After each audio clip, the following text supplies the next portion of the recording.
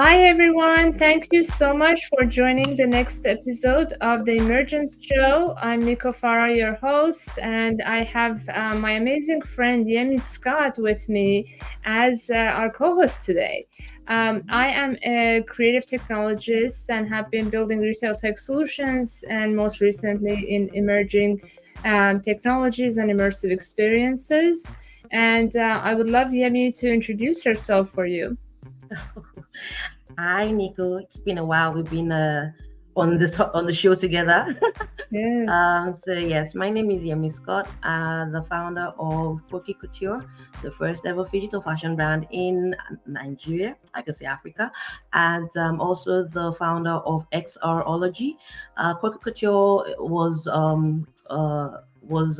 inspired by actually the metaverse back in 2016, and I started designing digital assets back in 2018, and then exorology is like the child out of all that research going into the digital fashion space and creating within the metaverse and just developing. And exorology focuses on utilizing web3 solutions to help the retail art and fashion sector to start to integrate these amazing emerging technologies into their systems and to start driving sustainability and reducing carbon emissions. So that's me. Awesome. That's amazing. Thank you for sharing that. And yes, we have been active in the digital fashion space together. And that's how we got closer and getting to know each other. And, this topic of co creation is so near and dear to our hearts because not it is not a new topic, but it was invigorated with this Web3 technology. So we're excited to share with you a lot more than what we are used to, and talk about different use cases, talk about some research studies that have been done in this space, and kind of introduce you to the different aspects, some of the challenges in this space. What are some of our predictions for this concept of co-creation, and what are some of the benefits that help you and brands that you work with succeed in this creative economy. So what is co-creation? The overall idea of co-creation is about some any type of collaboration where we can have different stakeholders beyond just the company or the brand.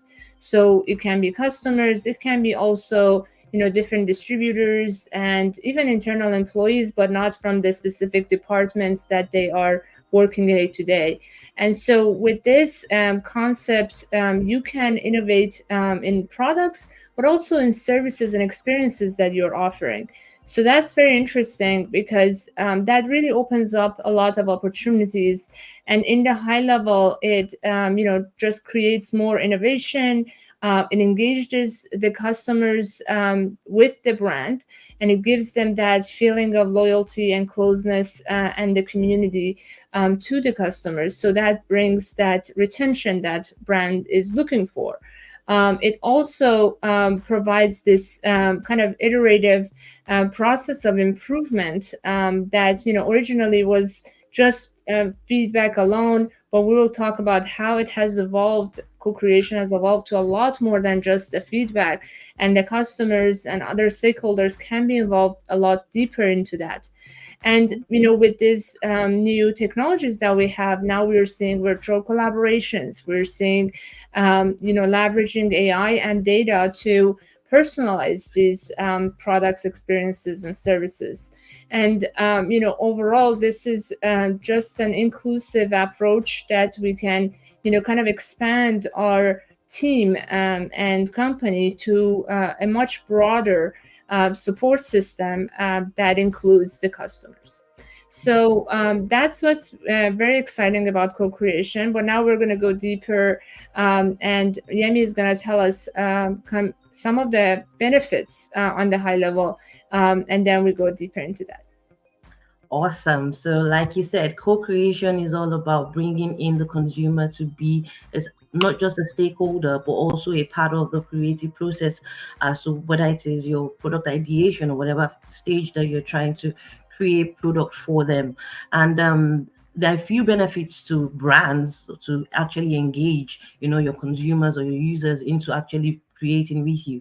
One of them is enhanced innovation, bringing in diverse ideas, because people do have ideas. Interestingly, the consumers actually are really good when it comes to ideating, and also there are different perspectives, when it comes to design. Also, there's increased consumer engagement. I mean, you're asking your users to be a part of something, that they've probably grown up, liking, knowing, enjoying the benefits of, and you're like, oh, come be a part of this. So intrinsically, they want to be more involved. Also, it's a better market fit, because now they are part of the process. So there's no chance that there'll be a product put out there in the market and be like, oh, we don't like this one. Well, you are part of the people that created it. So it just makes it more personal to them. And then there's also that brand loyalty. When you have your community coming in and doing this from the start, they're just automatically just glued to you. They're advocating for you. They are talking about the benefits. They're trying to bring more people on board. Like, oh, come join us. You could also be part of this, big thing that the brand is doing. And then you're getting real time feedback, from your consumers. They're literally helping you to ideate in real time. There's nothing as good as being able to product ideate and get everything that you need and start to actually make the necessary amendments so that you can fit it perfectly into the market. Because that is always what the problem is when it comes to new products. You never know what the consumer is going to adopt, and you don't know how they are going to adapt to it. And that is just, and that's what co-creation gives you. Now we'll go into examples of brands that have been able to leverage this amazing means of just ideating. Lego, for instance, and Starbucks, they've successfully implemented co-creation processes. Lego uses this to the ideas platform to allow fans to submit votes on new set designs, while Starbucks allows customers to suggest everything from the new flavors or the new store design. And these initiatives not only just bring fresh ideas to the company, but also fosters a strong community amongst your consumers and around the brand. So, Yes, yes, absolutely. Thank you so much for that overview. Yes, co-creation just opens up a lot of opportunities and benefits for brands. And before I go deeper into the kind of co-creation in retail, I would love to invite our audience to comment with their, kind of their personal experiences, their professional experiences. We have a comment section on any platform that you're listening, and we can see it live and respond. Moving on, our co-creation in retail. More specifically in retail, you can look at the audience or customers in three different categories. You have vocal aficionados, which are people that are more tech savvy. They're going to be excited to share their opinions. Usually those are like nano influencers, micro influencers, where as soon as they try something, they want to share it with their friends and family and their audience. And they're usually the early adopters of technology and new products. Then we have balanced enthusiasts. They are less tech savvy and early adopter than the vocal aficionados, and so they are a little bit more price conscious and they're more concerned about their time, but they're still open in adopting new products and technologies. And the third category are struggling apathetics. So struggling apathetics are usually folks that purchase products just out of need, not because of want, and they're basically disengaged from this type of creative, innovative processes because of their life circumstances. They're either too busy or financially constrained. So most of the co-creations that we see are happening with vocal aficionados and balanced enthusiasts. So that's helpful to know these categories as you are, working with your audience.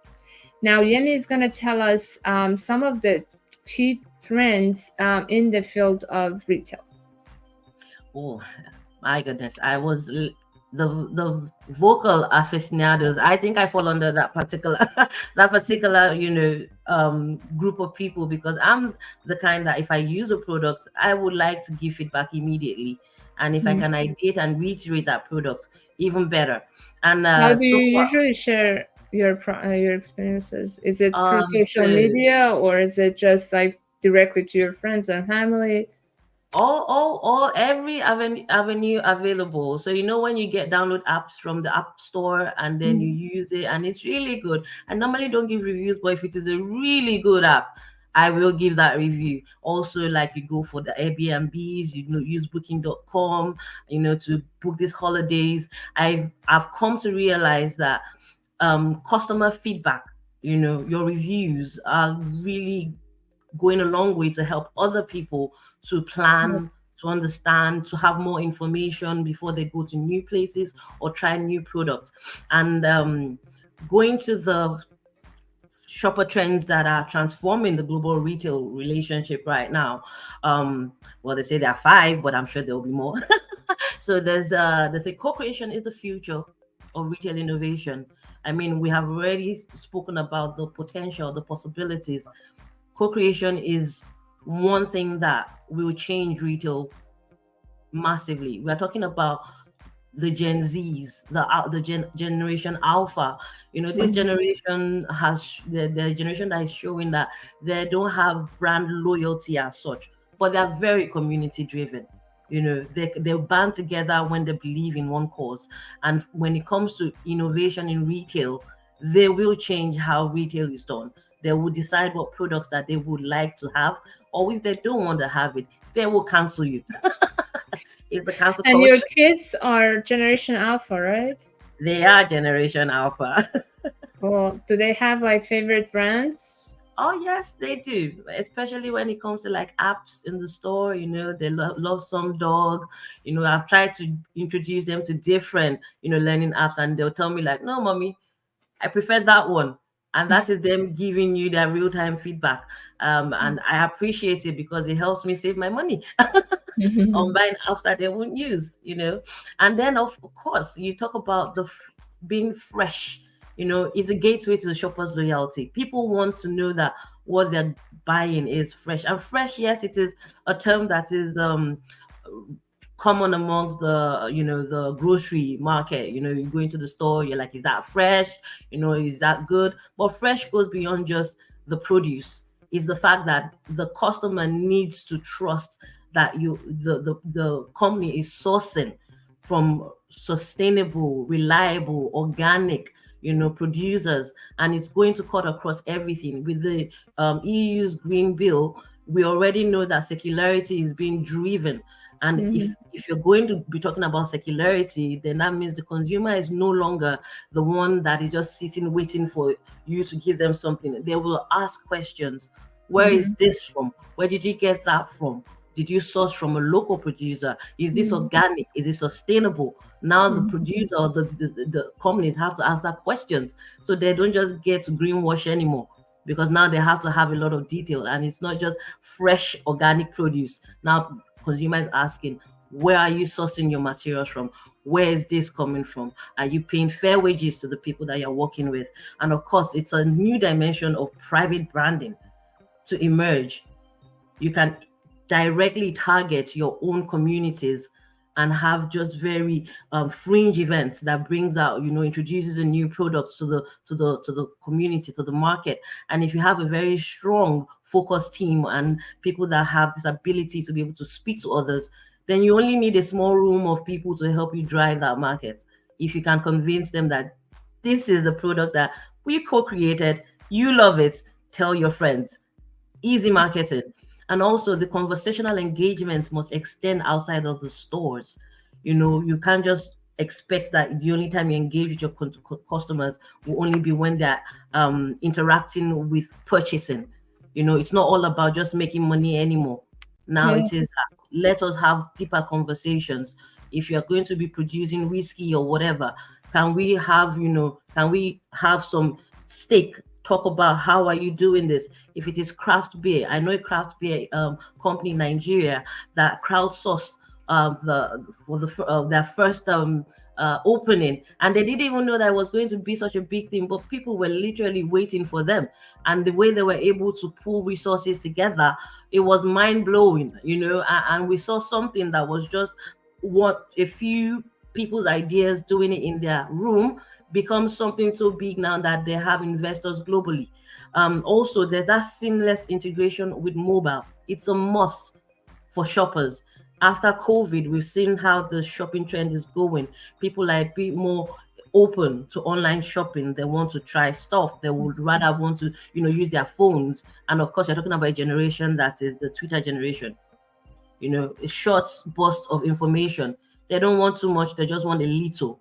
But again, it has to be something that is at their fingertips that they can quickly access. I was still joking with my daughter earlier. I'm like, you better go sit and look for YouTube, video to help you with your studying. When I was growing up your age, I did not have YouTube. I didn't have Google. I didn't have a phone in my hands to do research when it comes to studying. Like, you have so much at your fingertips. Technology is not just for playing. It can actually be used for good. And co-creation is just an amazing opportunity to do that. Amazing. Thank you for sharing that. Yes, it has changed significantly. And, that's why they say, like, kids, these generations are smarter than us. Like, by smarter, they just mean basically they know how to access information and analyze information better. And that's, what intelligence usually is about.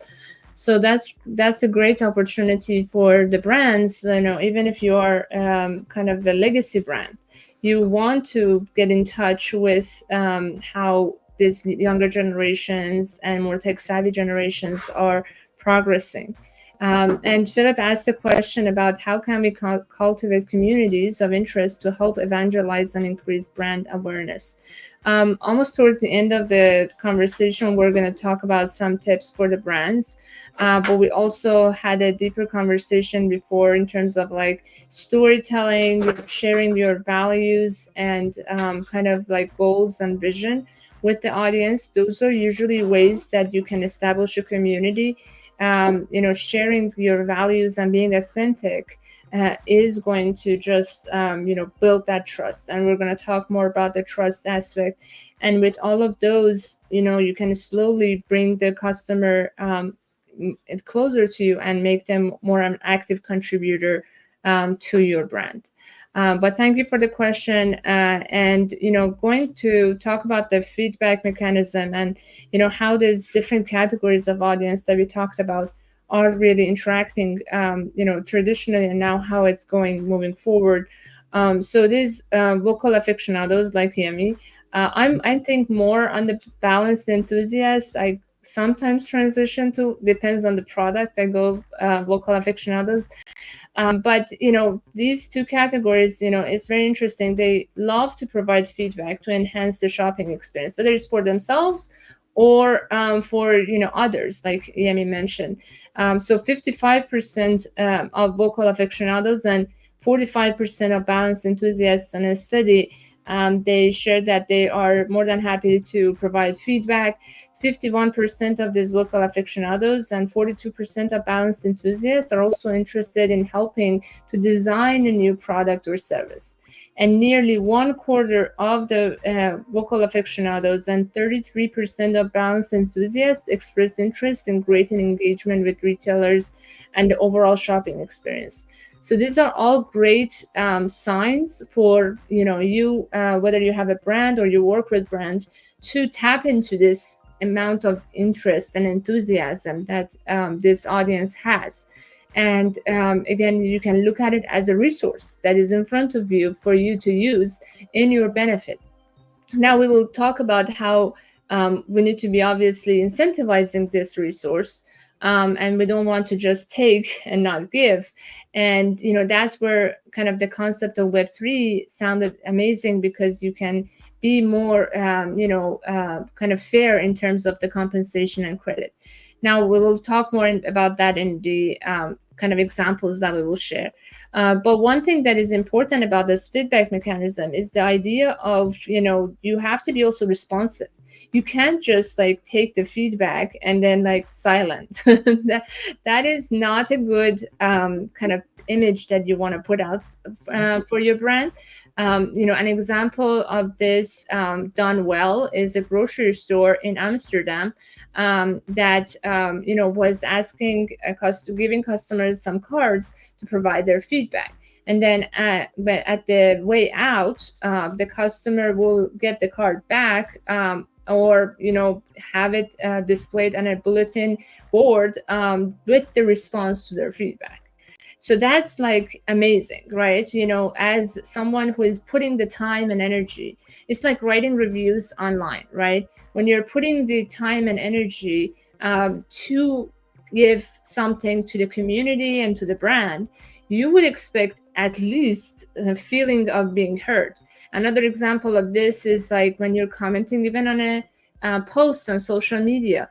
We see like such a huge difference. There are even influencers or brands that completely ignore comments, and there are ones that are very responsive, whether it's themselves like personally responding, or they have a team, or the DMs that we send. So all of these are like being tuned into this type of feedback that you're getting is very important, because it's the minimum level of co-creation that you're doing, and at least show that you're listening. Like that's the least we can do as a brand. And another example was, Aldi, a great grocery store that we have in Germany. They crowdsourced the different toppings of the desserts, and then the winner will be distributed across different stores. And so, like, again, you want to not just ask, but also listen and respond back, and show that to public, which will encourage more feedback and more input and more co-creation. So all sorts of incentives, that's the minimum, like being responsive, and then it can go higher to actually providing them rewards. So Amy, what do you think about this concept? Honestly, the concept is like you said, you give a review, and it happens sometimes when I actually go checking reviews. I always see if the company, especially when it's Airbnb or Booking.com, if there's a bad review. When I actually go reviewing for Google, I actually go to the worst reviews first.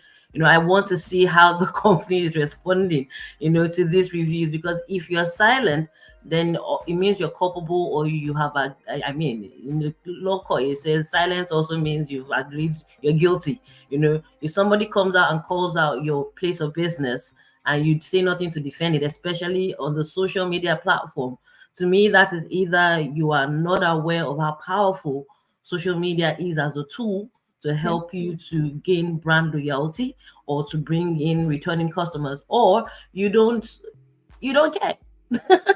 And in one or the other, it doesn't sit well with me. So again, like you said, when you are expecting to co-create, please expect a response from the consumer, and be ready to address it, because they will know when you're not being genuine. They would know when you're not being authentic with them. And again, when we now talk about, how people, go into stores and looking for the fresh perspective, we forget that a word as simple as fresh could mean totally different things to different people. Yeah. And Harvey noted that fresh means more than one. It's not just an attractive produce section. For example, someone like myself, the vocal aficionado, when we go in store, to them, the VAs say that in store restaurants to them means fresh. You have a store in Mhm. there, you are able to provide them with cooked meals right there and then. They can pick their menus. To them, that is fresh. 33% say when you have a wide selection of natural organic produce, to them, that is what they classify as fresh. Hmm. Others say freshly prepared foods. Another say it's sustainably produced or sourced products locally, and Nice. a great selection of local products. 22% agree that if you have that in your store, then they can at least say that you have something fresh for them. Now, you made the example. You mentioned the example of Aldi in Germany. Also, in Florida, Walmart had this idea to bring in the fresh category by partnering with a fast food restaurant to start to, bring in that organic fast food into the store. And Mm. interestingly, I'm based in Scotland, and there's this fast food called Five Guys. They are renowned, to Yeah. only work and bring in local produce. I mean, I'm not a fast food enthusiast. When people go into new places, like, oh, make it this. I don't care. It's not my. I like fresh food. So when I came in and they were like, oh, do you want to do Five Guys? I'm like, fast food. They're like, no, this is different. And I went in for the first time and I ate their burgers and their chips, and I knew it was freshly, organically sourced. I knew these were all hand cut, well made, prepared right there and then. I'm like, okay, this is changing my mind a bit. So to me, that was my own definition of fresh. Mm. And then also in Yeah. Germany, there's the future this greenhouse on the aisles where customers could pick their own herbs. I mean, Wow. I that's would love also that. I That need would be to fun. because every time I have to buy parsley, I'm like looking through the pre-packed ones.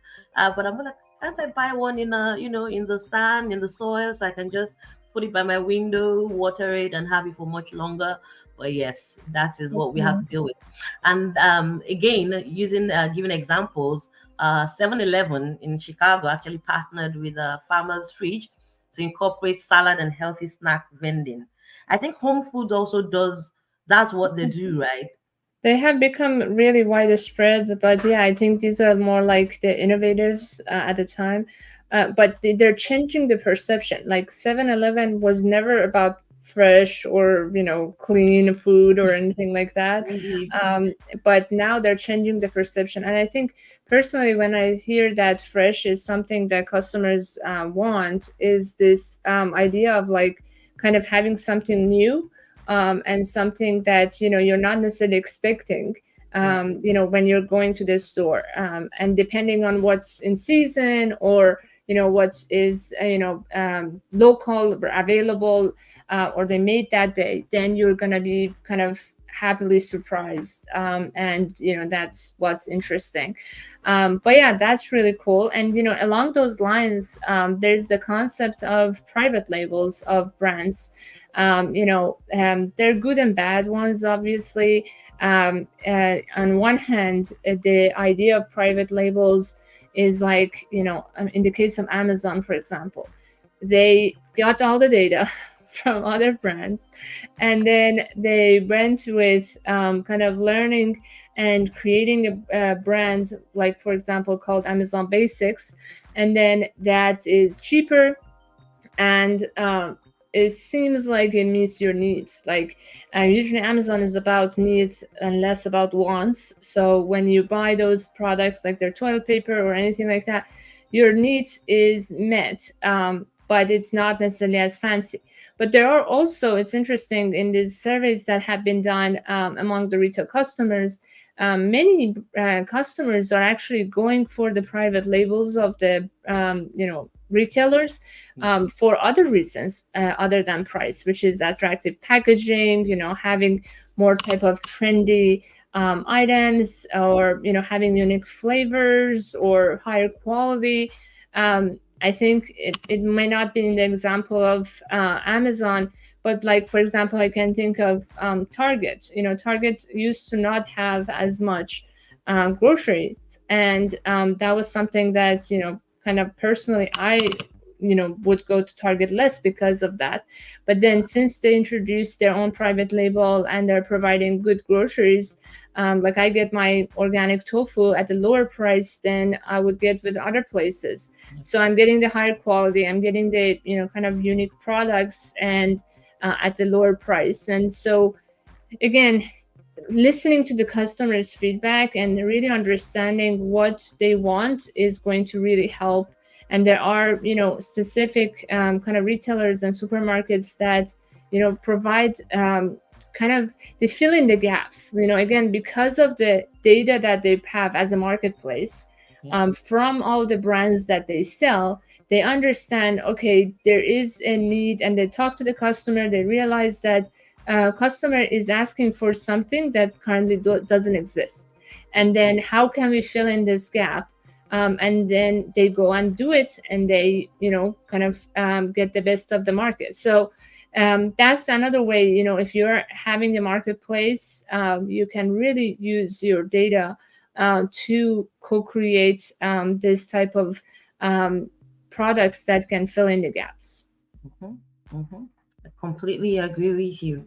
And you know how back then they always say, "Well, the customer is the king," or yeah, they're always right. Well, The it's even queen. gone way beyond that now. They're not just right, but they will ruin your brand if you do not at least find a way to adapt to what their needs are.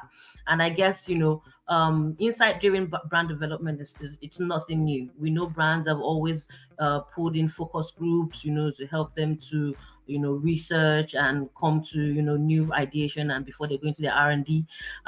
However, we've also come to understand now that the brands need the people more than the people need the brands. People are co-creating. Even when you look into media, entertainment.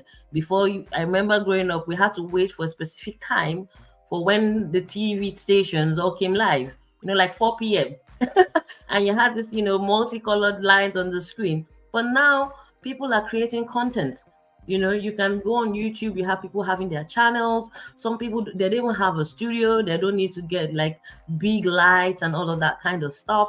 They just use their phones and they are creating content. So Yeah. now we're understanding that the consumer is now not just there, right there living and breathing, deciding on how your brand evolves.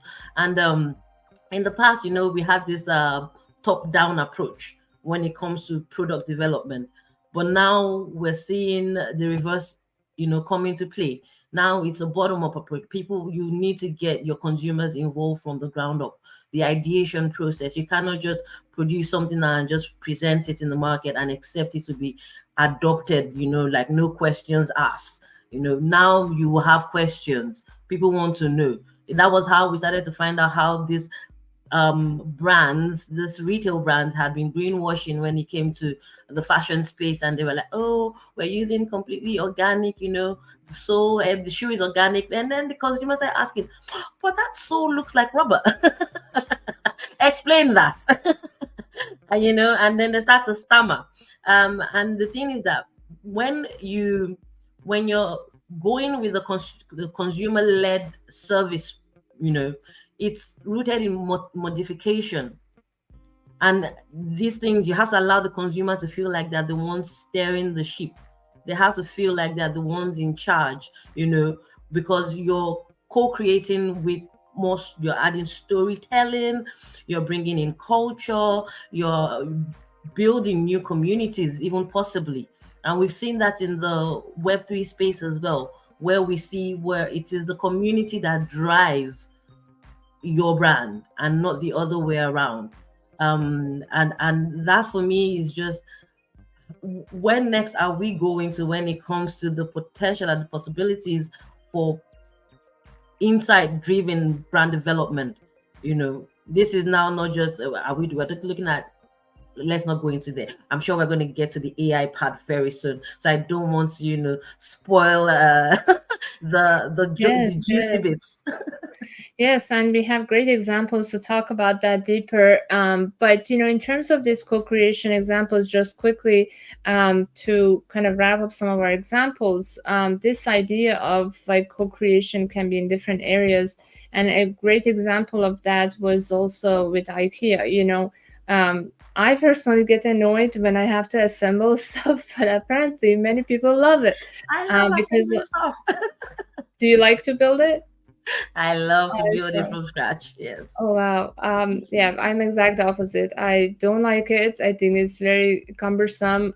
But I think what the idea was, not only because of the shipping being easier and cheaper, but also they wanted to have this sense of, I'm part of this. I'm part of building this, and then you build this attachment to the product.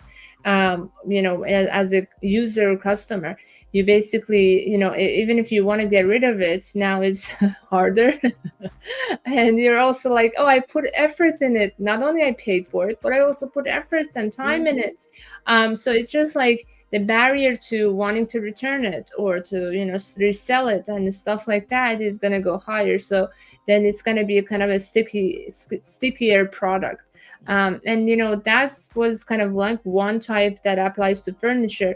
But we also see other types of co-creation in the more modern versions, like even Glossier, great beauty brand that started by a blogger, kind of talking to her audience, and then it kind of broadened to becoming a brand based on what they were talking about, based on what they wanted. And then the stores that Glossier had everywhere, it was just like, again, the direct interaction with the store associate and co-creating together what next should come. And other brands like Patagonia or Snapchat, they all have uh, created this user generated input. And this user generated content, user generated input is very valuable, that if brands can actually tune into it, they can have better products and experiences and services. Indeed. And talking about brands that have utilized the co-creation, I mean Nike. I remember last year when they launched the Nike by You, Yeah. and they were asking people to like sign in, sign up, and start to co-create with them. And for me, I'm like, Nike has always been that brand that is able to pivot at every era. I don't know how they do it, but they've been able to just make themselves very like a homegrown brand. It's not just for the big athletes. They're bringing Nike for You. They'll give so Nike will give you the basic Nike patterns with the swoosh and the usual stuff. And then the You part of it is that they're allowing the consumer to bring in color, bring in texture, bring in photos, bring in anything else. And whether you're a professional or whether you're just a regular everyday athlete, you can kind of identify with the brand because now you're co-creating with them. And the thing about the Nike by You that I find amazing is the fact that you have that option to just layer. You can build from scratch whatever it is you want and iterate and keep iterating the possibilities to create something new. And that consumer collaboration with the brand, it puts Nike in a position that is futuristic. It means that whatever it is you co-create with them, that at least you get to know that this is my thing and this is with a big brand as well. And the Nike by You was the first of its kind, doing something like that. And the launch of this, sorry, I made a mistake. That was in 2019. Yeah, I And think at the the same, swoosh yeah, was the Web3 platform was last year, but the actual personalization was a few years back. Yeah. indeed. And I remember the one they did with the Tiffany. Remember, I only remember the backlash from that, which Yeah. was people were like, you could have done better. It Yep. was that black sneaker with the Tiffany blue tick. And Yeah. then people just went They're into it very like, conservative. Yeah. yes. We were like, let's show you how it should be done. And they went into Mid Journey and started prompting some amazing sneaker designs. And I'm like, well, Nike missed an opportunity right there to just open it up to, the rest of the anybody, the public. Like, what do you think this should look like? I mean, they Yeah. already started in Nike by You. I thought that was a missed opportunity for them to co-create with Tiffany. Even Tiffany is a very personal brand, because they have all these singular lockets that you can collect. I would have thought that they would have wanted more collaboration when it comes to how that final product was going to be designed. But again, you know what? We're all testing the new waters and it can only get better. Yeah, and I think we will talk more about the challenges. But when you are introducing two legacy brands, there are a lot of complications that go into it. There's several departments that need to approve something. There's Mhm. several like pushback that you're gonna get internally and also from like other stakeholders, investors, and so on. Indeed. So I think the risks are a lot higher, and that's why when even when the Web3 metaverse space, we saw most of the innovation didn't come from these big brands, especially in the beginning, because the risks could be more challenging for them.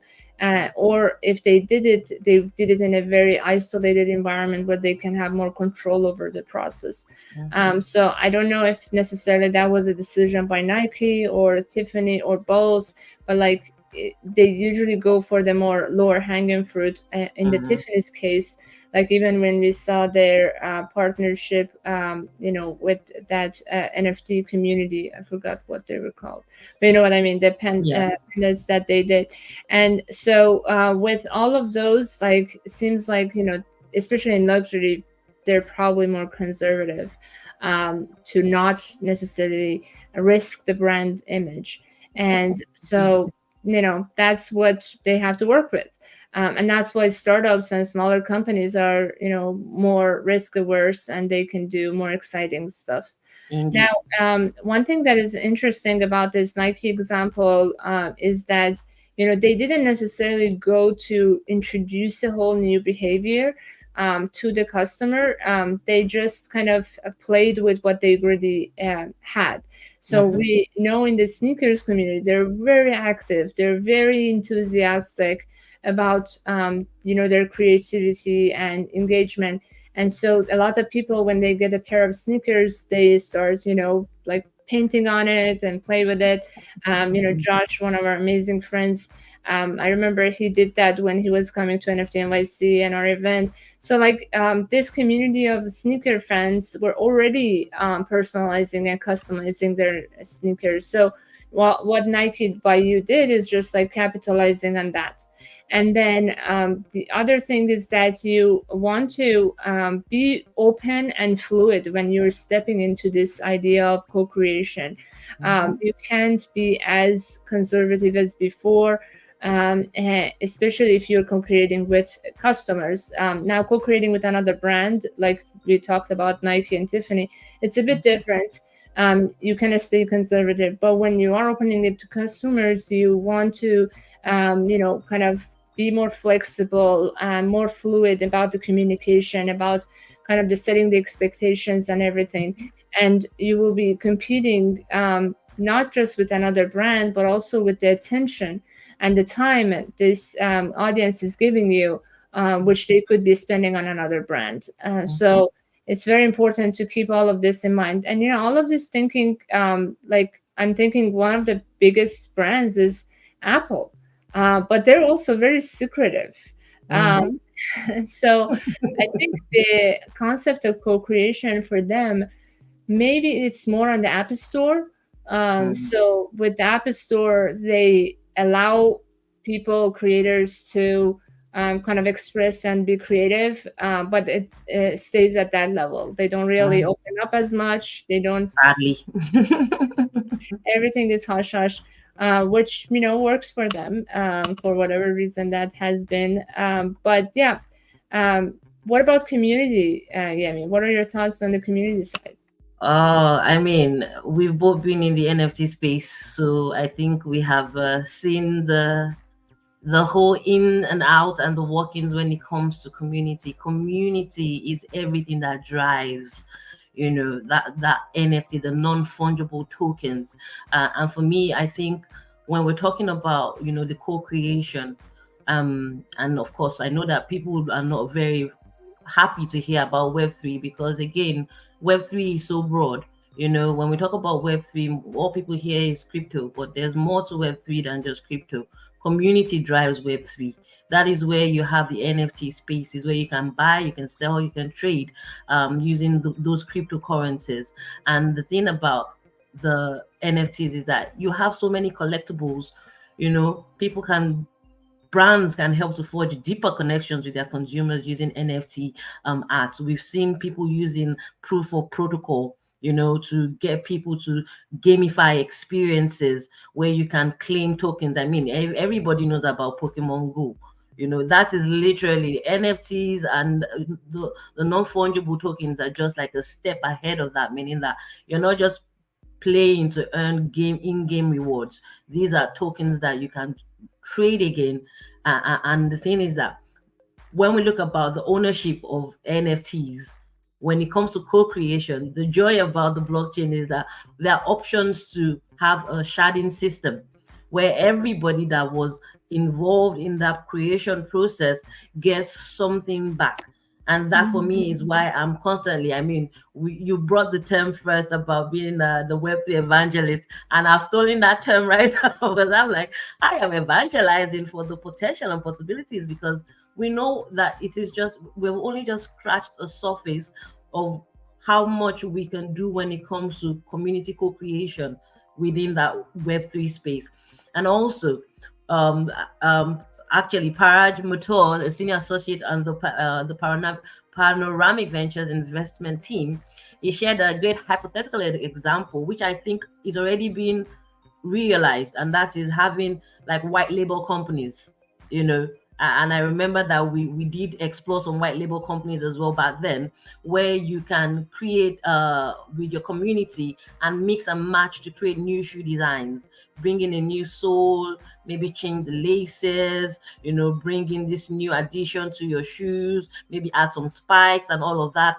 And if the design is chosen by the community, which we know Discord is an amazing community for running this kind of engagements, whoever wins the competition based on highest likes or whatever, or votes, actually gets to get their NFT recreated in as a digital product. And that makes it like, even if you're going to do it, you can create like one of ones, limited editions, just to test the market. And the thing about these NFTs is that once you hold one of the NFTs, imagine going to like a Comic-Con event, and then you have people wearing shoes that you co-created, and you literally see it on their feet, and you immediate instant connection with that community is just, it's magical. That's all I can say. And the thing about the NFT space and their ability to be able to trade digital assets, and digital means physical and digital goods. They exist in both, you know, in both assets form. And I just see it as being, it's going to build not just the brand or even the consumer or user engagement. It's going to create new communities.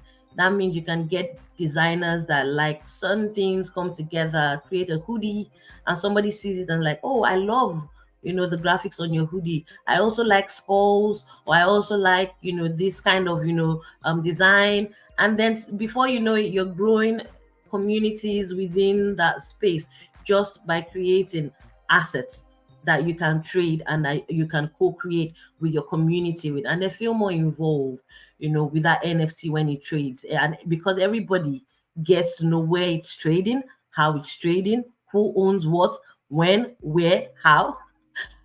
The decentralized system Yeah, of the spaces. transparent and also equitable.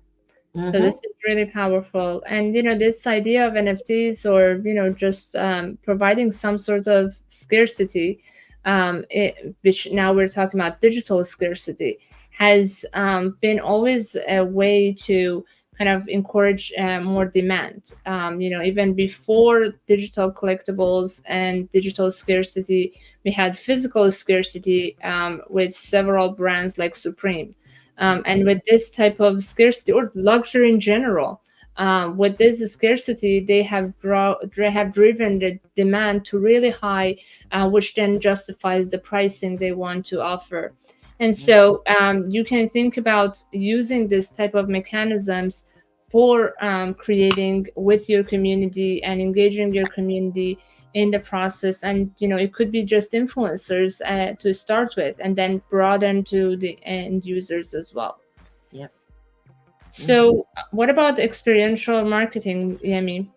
Oh, now we're going into the immersive tech side, you know, where you can start to really push the boundaries of digital marketing. And the thing about the experience when you're doing experiential marketing is that you're giving your consumers a different way to experience your product. You know, you're giving them something more interactive. And I remember Bloomingdale's 150th anniversary. They had this virtual shopping experience and it was still built on Web 2, so you could Mhm. access it using the web. So you did not need like the heavy VR headsets or the phone, or you could literally go in, and for the experience when I went in, you could purchase, store the garments. Then they had giveaways, which you don't get that in real life shopping. To give to go into experiential marketing means that you're opening up more avenues to actually reward your customers. If you come into the experience, or you can pick up this, pick up that. If you get three, and I remember that we had to pick up 3 items, and then it unlocked this beautiful lollipop land. And that's the thing about experiential marketing. It should not mirror what already exists. It should not mirror brick and mortar. The joys and the potentials of immersive experiences is that we should be able to go wild. Let our imaginations run free. Also, I think we both went into, we know about the Gucci garden experience in Roblox. I mean, Mhm. and that for me is just like, and you could actually get free items. How many Yes, people can say they've awesome. gone into a Gucci store and gotten free items? Yeah, I mean, I Yeah, think experiential marketing is nothing new, but virtual experiential marketing that is more scalable yeah. is something that, now it's more accessible. For Mm-hmm. so long you could be going to the malls and get like small samples here and there, but you had to go through this friction of commuting, going there, staying in a line and all that.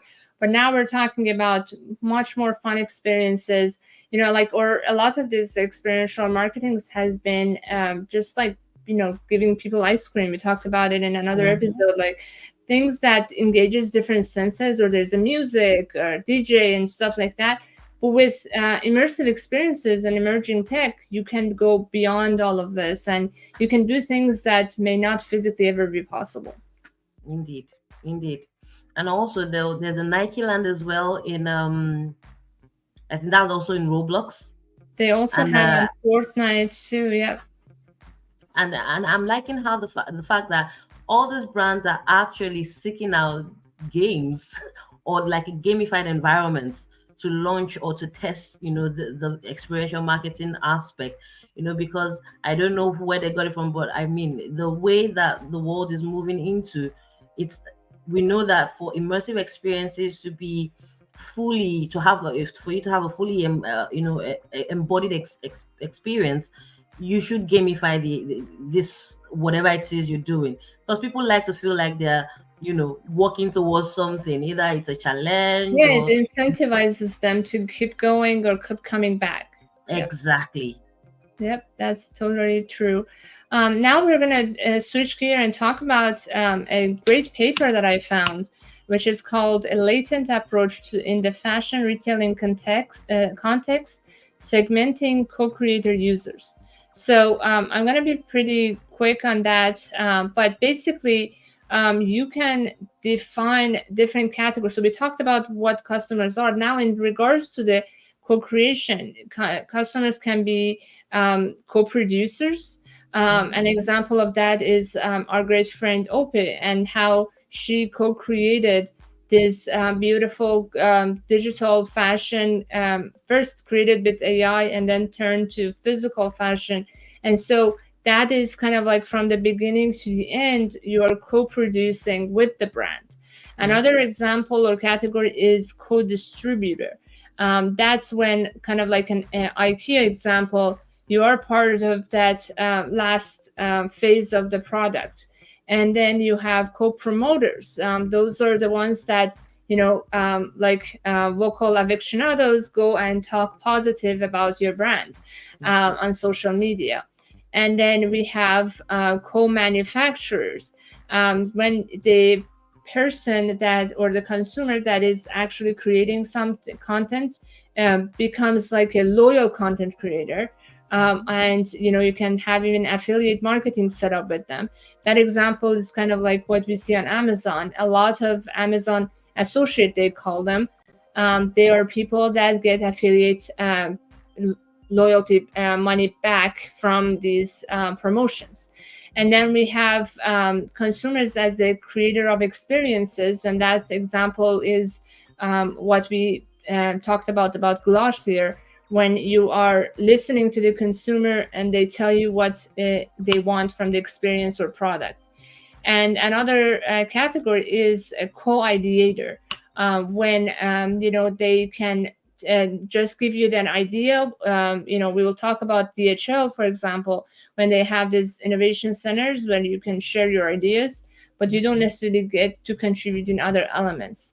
And then you have co-evaluator categories. Co-evaluators are those focus groups that you can bring together and then ask questions about different ideas that you have already came up with and come up with. And then the other category are co-designers. With H&M we talked about, or with Nike by you get to design your kind of finishing touch on the product. And then you have co-teasers. Co-teasers are consumers that kind of testing it before the general launch, which is kind of like the beta testers. So again, it's interesting to kind of think about all these 9 categories of ways that you can engage the consumers.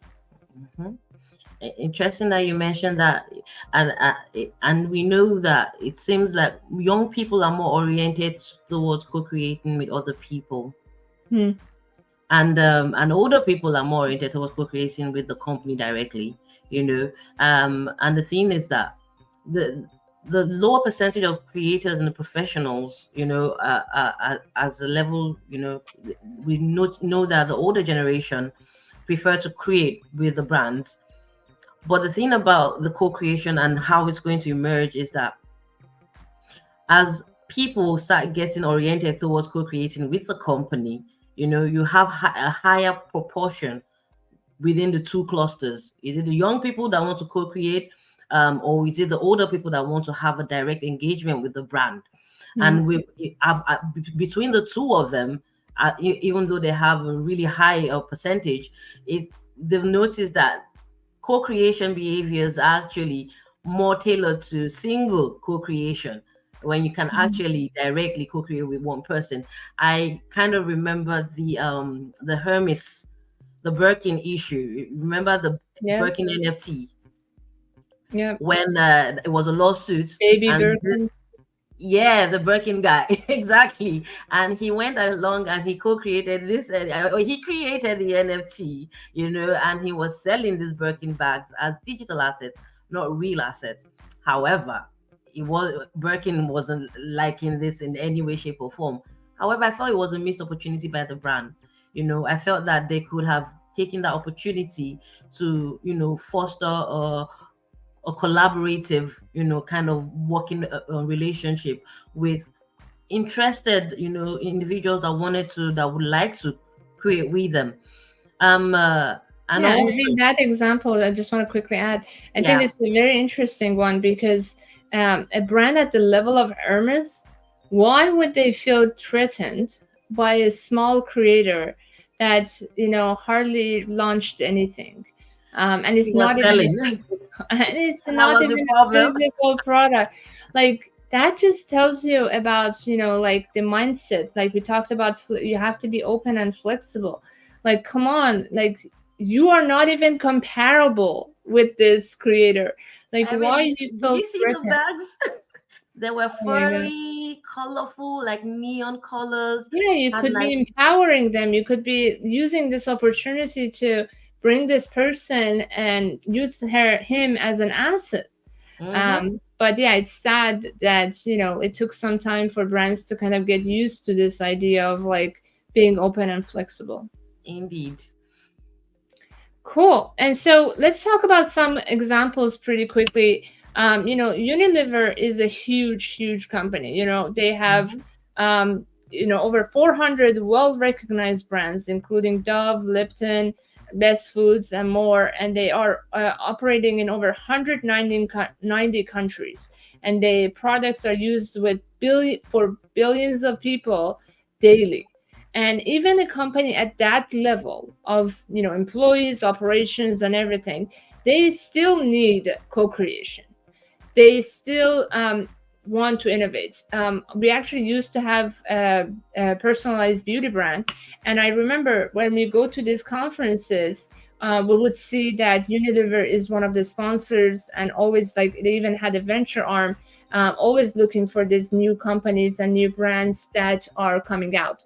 And so they had the Open Innovation Platform back in 2010, and they were asking, and they still have this platform. I checked it yesterday, and they are kind of crowdsourcing ideas, and then they basically even go as far as doing the commercial contract with the winning ideas providers, and give them the professional recognition and credit.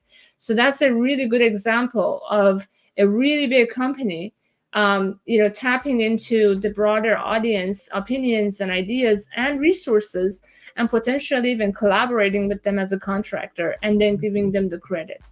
Yeah, I agree. And talking about IKEA as well, they seem to have an amazing co-creation opportunity that they created for their Swedish furniture, and that was back in 2018. So they launched the Co-Create IKEA, a digital platform encouraging customers to develop new products. However, IKEA had a focus, for this co-creation theme, and they were asking customers for product idea suggestions. They were running boot camps to work with entrepreneurs. They were collaborating with university students. I mean, if you want to make a change, you need to get as many of the stakeholders on board with you, and who better than entrepreneurs, universities, connecting with innovation labs across the world, and then licensing the technology or agreeing to invest in future products. And the thing about what they did was that participants are also eligible for cash rewards. I mean, how much can you incentivize consumers than to tell them, if you co-create, you get part of this cash, and then even more helpful, they provided resources to help them to test, the prototypes. They had a test shop, and the consumers could fine tune, iterate their suggestions. And I think I care for when it comes to product innovation. I know it's cheap, but somehow they always have really amazing designs. Things that you will be like, oh, I never thought, a table Yeah, could. IKEA, I think the quality is not there as much, but Mm-hmm. the innovation is still there. Yeah, indeed. And I hope it's not as copying others. But I think these ideas are telling me, like, with tapping into the creators that are your customers, and we're going to this creator economy, and you are actually even like protecting your brand in some ways. Like, if that person who comes up with these great ideas doesn't provide it to you, they can go and become your competitor at some Yep. point. Mm-hmm. So you can also think of it as a kind of a defense mechanism, or like kind of a longer term preservation of your brand, Mm-hmm. beyond just like a short term outcome that you're going to see. Another example is with Sodexo. Sodexo, you may not have heard of it, but it's one of the Fortune 500 companies and has presence in over 64 countries, and they provide different integrated food facilities management and so on. They also had an innovation hub, and they collect the intelligence of their employees and other stakeholders, and they had this crowdsourcing software. I think the common theme that we are seeing is that they're having this type of online platform, digital platforms, is very helpful for the scaling of this crowdsourcing, the innovation. Yeah, and talking about more innovation in regards to just people doing so, DeWalt also, a leading manufacturer in power tools, also opened up like this co-creation opportunity back in 2015 for that, and that's back in 2015. So we know that these companies are thinking, they are leveraging on the communities, and they actually got 12,000 users, including 8,000 professionals, trade people, and 4,000 home users, to come up with new product ideation. I think they came up with a new range of cordless hammer drills. Like, Who would have thought, that, even like the power drills company can also maximize and leverage on their communities. And also the thing is that the thing about co-creation is that you need to have an accurate weight, and you have to be more reactive in the marketplace. And that's what it gives you. The competition is fierce, and people are coming up with ideas. There's no lack of ideas, it's just lack of access to funding to actually bring your ideas to life. And the market is really, really growing. And hopefully, I think the company was able to save almost 6 million in research costs. Wow. This is very interesting because sometimes your customers are using the product a lot more than the employees. And so Indeed. even the employee that is working in the R&D, they may not be playing with the product in so many different directions that the customers are doing, and they may not Mhm. have the need and want on a personal level that motivates them to want to like be creative about it as much, and they follow the strict guidelines. But Mhm. you can have geniuses that are using your product on every single day, and they come up with these brilliant ideas, and if you just get to listen and empower them, you're going to be amazed by the results. Another example of success story is Lego. I don't know if you knew that Lego was almost going bankrupt in early 2000s, Oh wow, and no. they were really having a hard time. They didn't know how to grow and scale. And in 2004, their leadership changed. And then this new approach came about, that this new leader wanted to have an open source platform, an open source product development. And then they basically asked the audience for their ideas, and this crowdsourcing platform quickly gained millions of ideas from a lot of people. And with that, they started kind of evaluating these ideas and even coming up with these new products. I was at one of their Lego stores in New York City a few months back, and I was amazed, like how many different varieties. Like I don't have a kid to want to play with Legos on a daily basis, but just amazing. Even for adults, these Legos are really fascinating. And it's thanks to this, open sourcing and crowdsourcing the innovation. Yeah. And what they do is that they launch the product with the winning ideas, and then they even give a percentage of that outcome of the sales to the person, and also include them and recognize the person in the packaging and marketing. So you're giving them the credit, you're giving them the equitable compensation, hopefully, and with all of that, you're just making a stronger community and loyalty. And at the same time, with all these cool ideas and new products, they get to come out of that financial difficulty that they had. Yeah. So super amazing. And we would never think of something like this can really revolutionize a big brand. Indeed. Talking about big brands that have also, ventured into the co-creation space is Heineken. We all know Heineken. I don't even think we have to talk about it. This is a brand that had a global revenue of almost $27 billion back in 2018. And despite the size of it, they were starting to realize that they needed to collaborate with the locals, or on that level. So the Henneken decided to do an open design explorations edition one, and they called it the club. And it was a concept that they shared, and it was they shared it with 19 designers, and used an online creative hub to share ideas with plenty fans. The end result was the Henneken Concept Club, and it was unveiled in Milan during the design week. Also, Henneken is really proactive in Nigeria.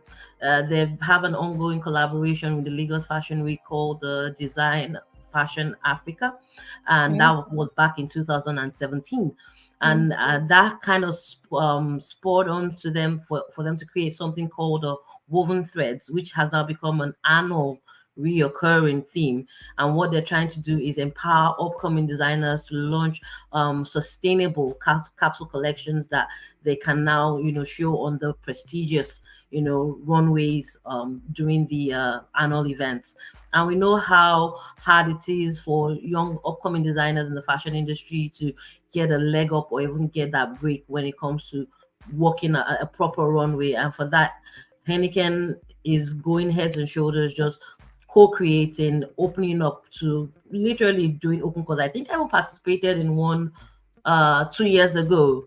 They called it the Heineken Green Challenge, and they're just opening up to designers to create a collection, do a mood board, and they'll pick based on voting, they'll pick the best top 5, and then allow them to walk the wrong way. And I think that's just amazing. And those are just little examples of the opportunities and the big brands that are actually already doing, stuff within the space and utilizing co-creation as a tool. That's amazing. And DHL is another example. I briefly mentioned it earlier. They are the largest courier in the world, and they have over 500,000 employees. They have billions of dollars in revenue annually, and even them, they have these innovation centers. They're not doing it so much digitally, but in person they bring together different customers and they innovate and talk about different ideas. And that gives this feeling of being heard. And sometimes really cool ideas come out of it. One example was this concept of parcelopter, like helicopter, a drone that is used to deliver over challenging areas. And I think, long time ago when this wasn't as widespread adoption, this was a really cool idea. So overall, what DHL accomplished is that not only it is reducing the delivery times and they're getting better and better ideas and innovations, but also they're generating higher client retention, because the clients are thinking that we're part of this, we're part of this company and associated with them, and we are kind of engaged, and we are being heard. So with the retention and just word of mouth, they're going to be much more successful. Indeed.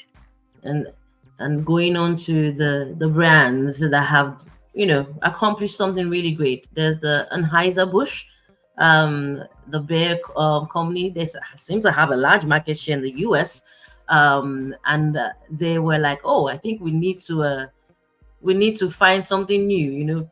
Tastes are changing, customers are looking for new experiences and new expectations.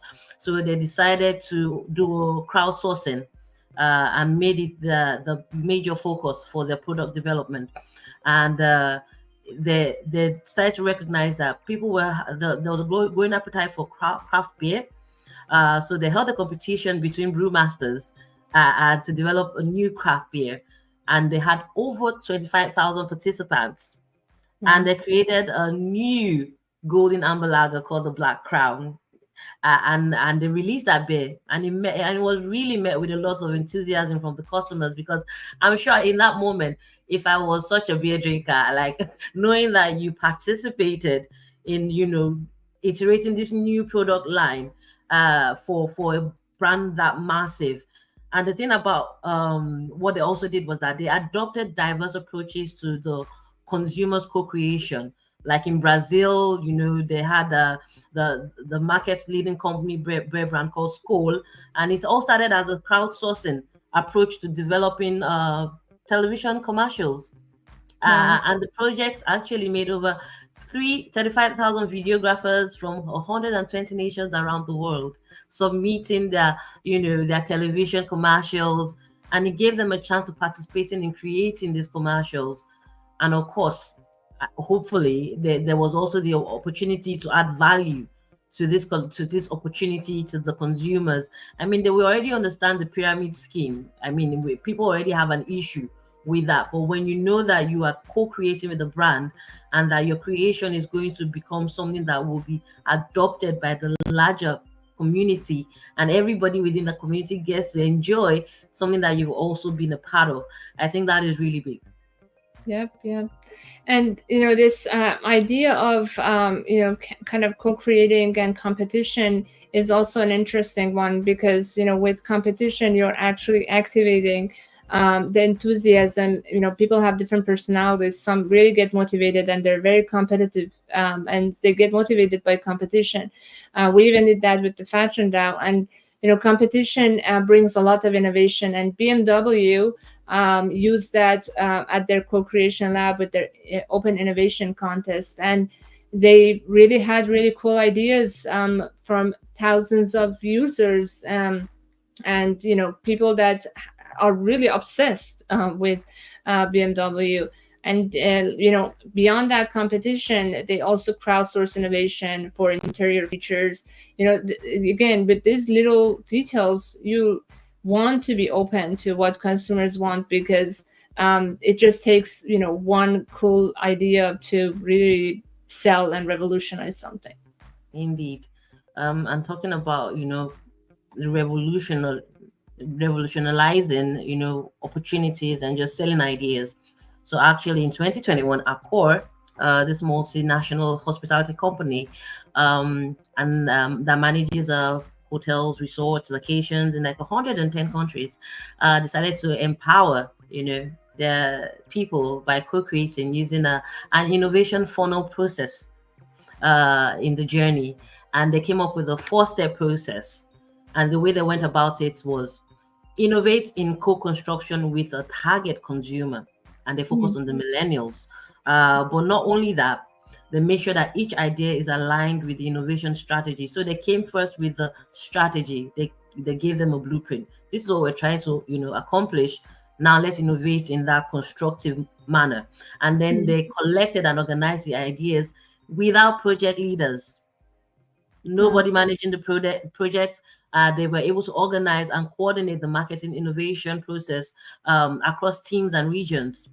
And then not only that, they organized the Watch and Collect Innovation Group across 6 regions in and outside of their industry. I mean, we understand that technology allows us to be able to cross different platforms and interact with people from different globes at different times. I mean, right now it's night time in Scotland, it's afternoon over there, and here we are talking on LinkedIn Live, using technology to break down all that the barriers that would normally be hard for us to be able to achieve this kind of opportunity to talk. And I think co-creation, this is us co-creating. We are co-creating Yes. content, so Absolutely. So let's move on to the key takeaways. Like from all these examples we talked about, what can we really learn and take away? I think first things first is it has to be targeted. If you're going to co-create, you have to at least identify who who do you want, how do you want this done, and the examples that you did with the D-World show and the consumers, just simple questions of what would you like to see, you know. I remember when I was doing the quirky culture and I wanted to make it a like a collaborative engagement with the customer. I would create something first in the using digital fashion, but then I'll send it to them and be like, you can make changes. What would you like to see? Do you want the sleeve shorter? Do you want less of this? Do you want more of that? And for me, it helps me to, it reduce the complaints basically from the customer, like, oh, I don't like the neckline, or oh, I don't like the fabric, because you were allowed to co-create from the get-go. It wasn't just my idea, but I gave a template that they could now take and then use that to help them build. And I like the idea of being specific, because if you're not as specific, then you will be all over the place. And especially if you're a smaller company and you're co-creating with your audience, you probably don't have as much resources. You want to focus on one thing and get that one thing right. So having that, even like as a big company, it's better to like innovate on one area, like we talked about just BMW, do the interior design, and then go about the next area and the next area. So this being targeted and specific is very important. yeah, I was also going to say that game developers also use this a lot. Mm. because when the thing about development is that you can design the game and develop and then push it out into the public, but it's going to take you, and that could take you like maybe 2 months. But the next 6 months of that games whatever the life cycle is debugging. Mm. It takes a lot to debug, and you know it because you also build, so Yeah. game developers I know utilize the gaming community a lot to test and debug and improve before they finally release, the final game idea. So for me, I'm just like the opportunities for all of these sectors utilizing all of this is remarkable. Yep. I Yep. think, yeah. And then the other part is about trust and transparency. I think the lesson learned here is also we should be more transparent about what we are providing to the customer, and if you're co-creating with them, we want to make sure that they know what's the outcome, what's the expected, what they're going to get from it, and stuff like that. All of this is going to be extremely helpful for the audience to adjust their expectation and work with us. Indeed. Um, Another thing is that co-creation it can do more than just, shape new products. It can lead to innovation, like we said from the beginning. To co-create gives you an opportunity to tap into innovation that you normally not have access to, Like because there's so many services, people. experiences, and all that. I know so many life experiences, so many cultures, so many, different people with different crazy, quirky ideas that could just, come in and just something that and I always say something back then, that every first design for me is just the first, that there's always room to improve. And no better way to improve than actually having outside influence to come in and be like, you know what, maybe if you did it that way, maybe it might be a bit better. And then you start to iterate your design until you finally have something that you're like, it might look different from where it started from, but bottom line is that it will definitely be more acceptable, easier to adopt by a mass audience, because there has been that, integration from them, and their opinions have been, Yes, integrated into your design. absolutely. And then I think the idea of having this digital platform is another takeaway. If you are limited to a physical space, and then you're limited to a geographical location, then you're limited to a very specific part of your audience. But if you open it up to a digital platform, more and more with XR, you're going to have more opportunities to engage. But even with Zoom calls or online platforms for people to submit their ideas, yeah, Unilever innovation platform, stuff like that, you can make it more accessible to broader, more inclusive type of responses. Indeed. And uh, another thing is, and I know we already mentioned it, but we need to say it again, motivation. You need to incentivize the participant. If you want to efficiently co-create, you have to put in something for anybody that's going to want to be a part of it, because nobody wants to give their ideas away for free.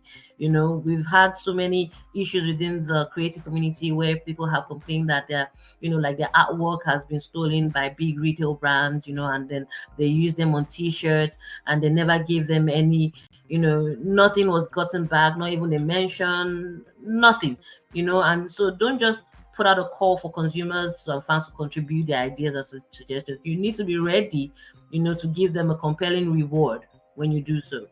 And the outcome they're creating is honestly much bigger than the reward that you're giving them. So it's just about being open. Even sadly, in the Web3 space, the concept, the ethos of Web3 are great, but the way people are using it is questionable. There are some organizations that I personally interacted with. When you are providing them the support as they requested, you're not getting the reward, and Mhm. what happens is that they're ruining their own reputation.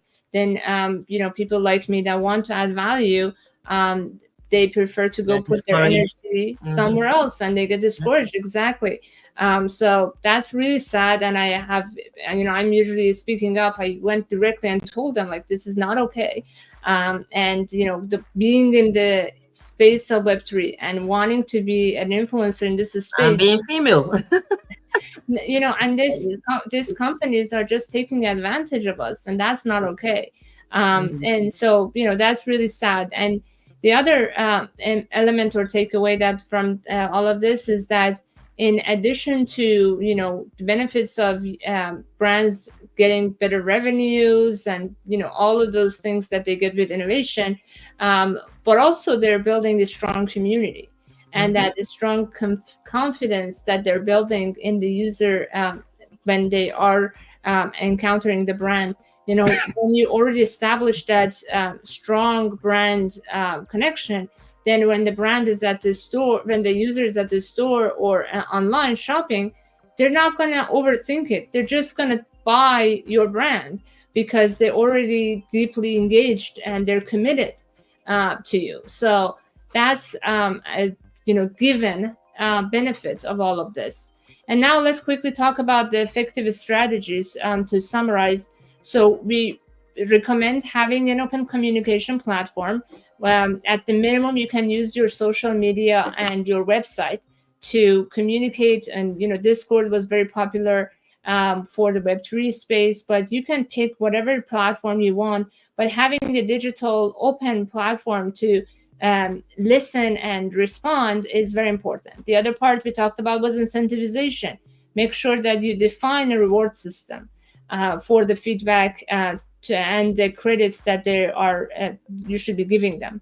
And then you want to make sure that your approach is user centric. You want to genuinely understand and incorporate the needs and preferences of your customer. You want to be transparent and share with them what you're going to do with their ideas. And you want to provide more diversity and inclusion into the ideas because that's just better for you and for your audience. And you want to be iterative. You don't want to just get feedback once and then like never come back again. You want to come back with more and more input from them. And then you want to incorporate technology.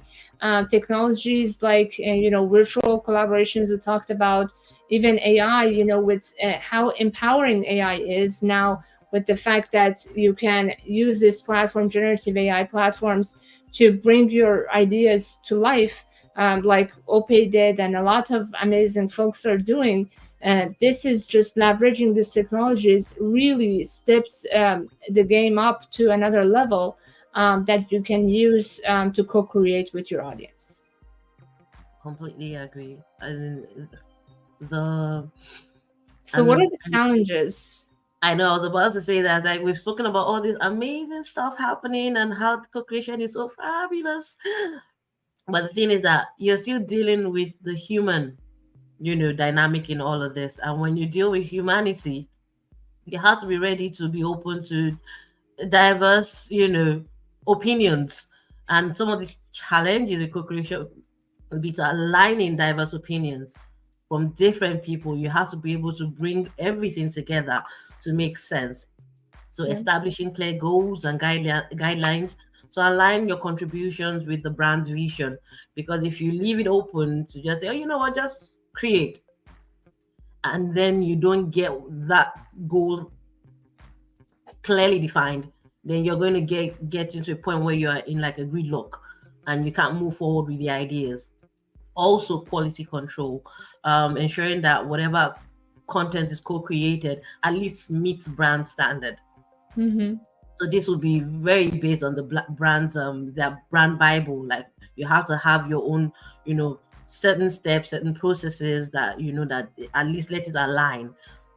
And of course, participant engagement, you have to maintain, that interest. People are not just going to want to keep on co-creating, except they are just gamers. Because gamers would happily play a game whether or not you incentivize them, But however, when you're getting people who want to co-create with your brand, make sure that it is meaningful, make it consistent, ensure that you're constantly engaging, rewarding the experiences for the participants, and also talking about the Hermes, the Birkin's NFT lawsuit, intellectual property issues. You have to be ready for that. Like, I remember we were having a conversation with Mid Journey when it came, into full bloom, and be like, oh, so who owns the Yeah. images generated from Mid Journey? Is it is Is it not, are they not pinching off, Google and just bringing in other people's ideas?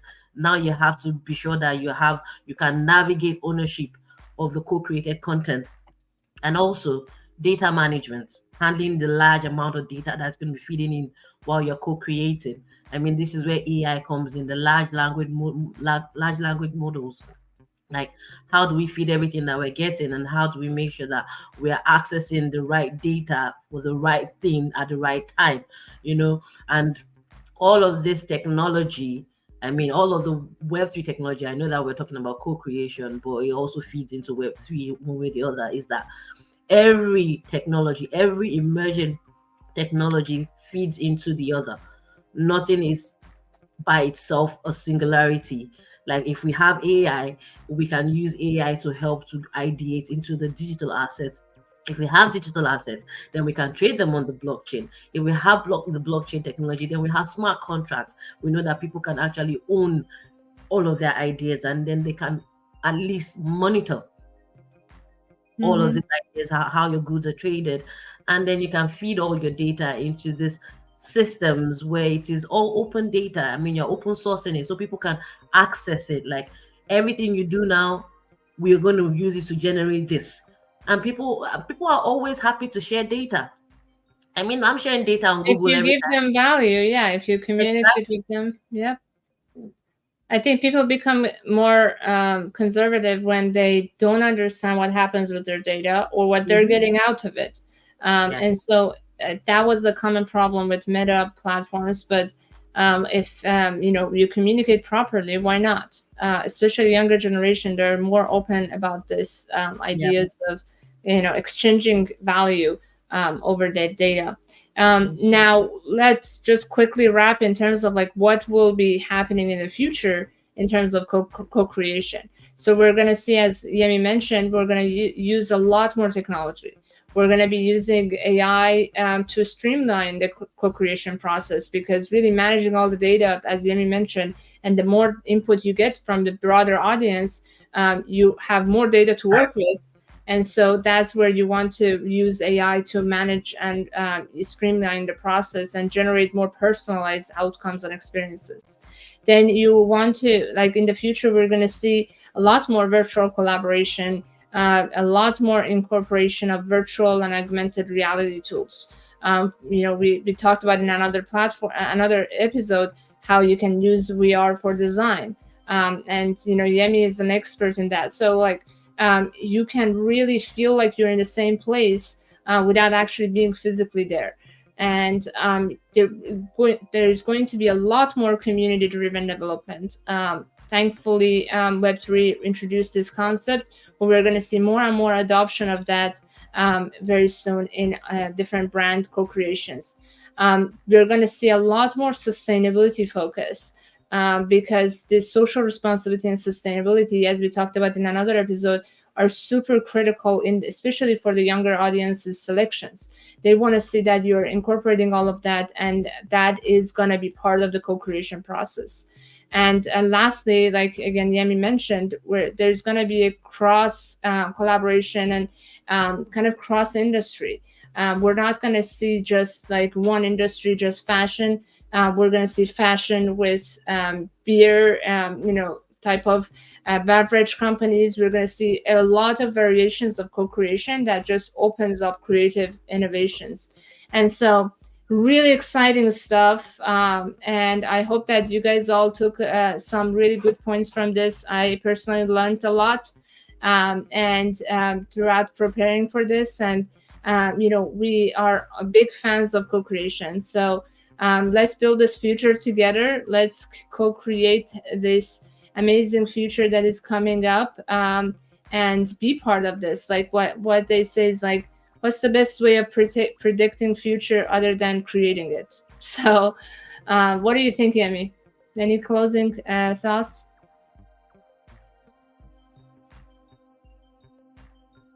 I think you're mute.